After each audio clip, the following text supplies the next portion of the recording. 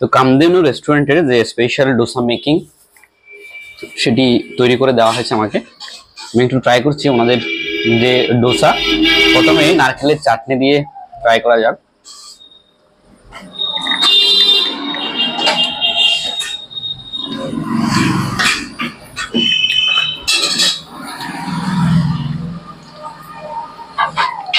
একেবারে মায়াপুর থেকে বনগাঁ অব্দি আমাদের সাউথ ইন্ডিয়ান যে প্রসাদগুলো সেগুলো কিন্তু খুব কমই পাওয়া যায়।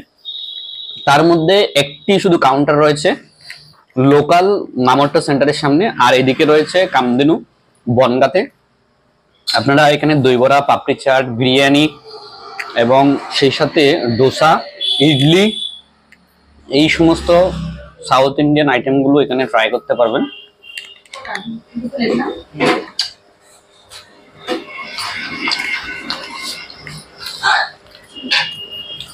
খুব সুন্দর, একেবারে ঘরোয়া পরিবেশে